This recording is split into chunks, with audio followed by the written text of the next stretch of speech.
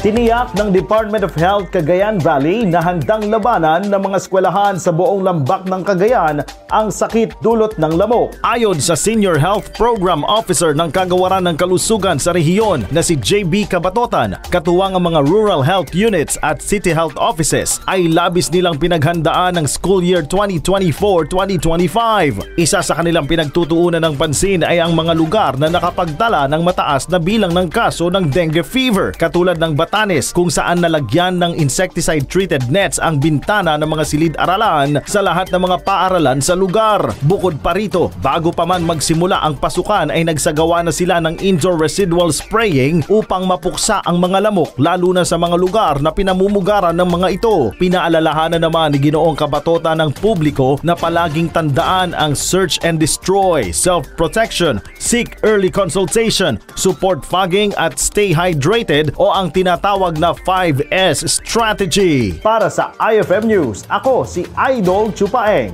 Idol!